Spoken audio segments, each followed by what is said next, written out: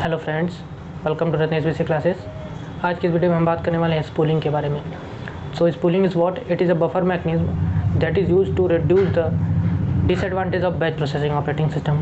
Previous video में हम already batch processing operating system के बारे में डिस्कस कर चुके हैं और उस वीडियो में मैंने आपको बताया था कि बैच प्रोसेसिंग ऑपरेटिंग सिस्टम की जो सबसे बड़ी मेजर डिसएडवांटेज थी वो ये थे कि जब भी एक प्रोसेस CPU पर एग्जीक्यूशन के लिए जाती थी और एग्जीक्यूशन के दौरान वो IO ऑपरेशन की डिमांड करती थी, तो CPU क्या करता था, उस प्रोसेस को IO ऑपरेशन के लिए भेज देता था और ख़ुद आइडल हो जा रहा था।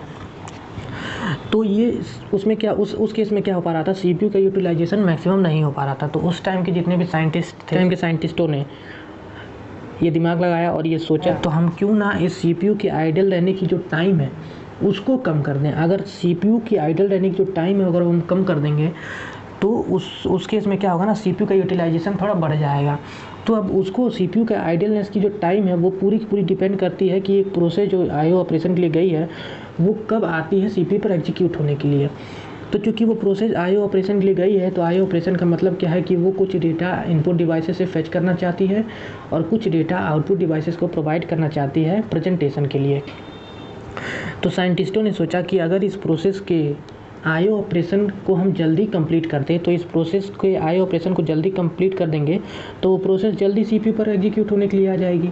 तो अगर इस प्रोसेस का IO ऑपरेशन जल्दी कंप्लीट हो जाएगा तो CPU को भी जल्दी वो प्रोसेस मिल जाएगी एग्जीक्यूशन के लिए और फिर CPU क्या करेगा, उस प्रोसेस को जल्दी से एग्जीक्यूट करके दूसरी प्रोसेस की ओर मूव कर जाएगा। तो CPU कितनी देर आइडियल रहेगा ये इस बात पर डिपेंड करता है कि वो प्रोसेस कितना टाइम लेती है अपने एग्जीक्यूशन को कंप्लीट करने के लिए। तो स्पूलिंग में क्या करते हैं ना, स्पूलिंग में हम इस प्रोसेस के IO ऑपरेशन को ही फास्ट करते हैं। अब IO ऑपरेशन को फास्ट कैसे करते हैं, तो देखिए नॉर्मल सिनेरियो में क्या होता है, जब भी एक प्रोसेस IO ऑपरेशन के लिए जाती है तो हम जानते हैं कि इनपुट आउटपुट डिवाइसेज जितनी भी होती हैं वो लिटिल बिट स्लो होती है। मतलब कि CPU जो है IO डिवाइसेस से डेटा फेच करने में ज़्यादा टाइम लेता है। तो हमें क्या करना है, हमें डेटा को जल्दी से प्रोवाइड कर देना है प्रोसेस को, ताकि जल्दी से वो डेटा प्रोसेस को मिल जाए और वो डेटा लेके CPU पर एग्जीक्यूट होने के लिए वो प्रोसेस से चला जाए। तो CPU जो है ना वो लॉन्ग टाइम लेता है इनपुट डिवाइसेस को एक्सेस करने के लिए। तो हम क्या करेंगे ना, डायरेक्टली जो डेटा है वो इनपुट डिवाइसेस से CPU को प्रोवाइड नहीं कराएंगे। हम पहले क्या करेंगे, वो इनपुट डिवाइसेस से जो भी डेटा होगा उसको लेकर एक बफर मेमोरी, उस टाइम क्या करते थे, एक बफर मेमोरी यूज़ करते थे। उस इनपुट डेटा को हम बफर मेमोरी में पहले स्टोर कर देते थे। बफर मेमोरी में स्टोर करने के बाद देन हम CPU को प्रोवाइड करेंगे। अब बफर मेमोरी में स्टोर करके प्रोवाइड करने में फ़ायदा क्या होता है ना, कि CPU लॉन्ग टाइम लेता है इनपुट डिवाइसेस को एक्सेस करने में as compare to buffer memory को एक्सेस करने में। मतलब कि वो बफर मेमोरी से डेटा जल्दी समय में फेच कर लेता है as compare to input devices. तो हम क्या करेंगे, डेटा इनपुट डिवाइसेस से डायरेक्टली ना प्रोवाइड करके बफर मेमोरी में स्टोर करेंगे पहले, फिर बफर मेमोरी से हम उस डेटा को CPU को प्रोवाइड करेंगे। देन उस डेटा पर CPU जो है प्रोसेस करेगा और जो भी आउटपुट होगा फिर उसको बफर मेमोरी में भेज देगा और फिर उस आउटपुट को बफर मेमोरी से हम आउटपुट डिवाइसेस के पास भेजेंगे जहां वो प्रेजेंटेशन के लिए जाएंगे यूजर के सामने।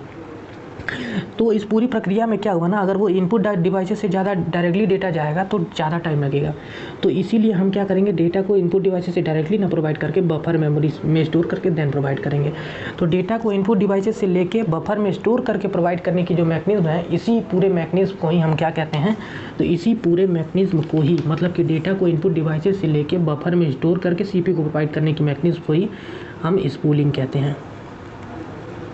तो स्पूलिंग से रिलेटेड मैंने कुछ यहाँ पॉइंट्स लिख रखे हैं। Spooling is a buffer mechanism. Buffer mechanism क्यों कह रहे हैं, क्योंकि यहाँ बफर मेमोरी की तरह ये यूज़ हो रहा है। ये बफर मेमोरी जो था वो जनरली सेकेंडरी स्टोरेज था उस टाइम के कंप्यूटर्स का। That is use to reduce the drawback of the batch processing operating system.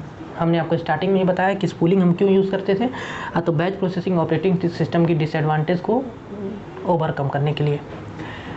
As we know CPU takes long time to access IO devices. जैसा कि हम ऑलरेडी जानते हैं कि CPU जो है ज़्यादा टाइम लेता है इनपुट डिवाइसेस को एक्सेस करने में और कम टाइम लेता है सेकेंडरी स्टोरेज को एक्सेस करने में। तो in spooling mechanism we firstly take the data from input devices. जैसा कि हमने बताया स्पूलिंग मैकेनिज्म में हम क्या करते हैं, पहले डेटा को इनपुट डिवाइसेस से लेते हैं, फिर उसको बफर में स्टोर कर लेते हैं and store in buffer memory. Buffer memory में हम स्टोर कर लेते हैं। Then we provide to the CPU। Then हम CPU को प्रोवाइड करते हैं। जब CPU उस डेटा पर प्रोसेस भी कर लेगा तो उस डेटा को डायरेक्टली आउटपुट डिवाइसेस को नहीं देगा, जबकि बल्कि नहीं देगा, वो क्या करेगा, फिर उसे बफर मेमोरी में भेज देगा और फिर बफर मेमोरी से हम उसे आउटपुट डिवाइसेस को के पास भेजेंगे। So that is all about the spooling. Thanks for watching.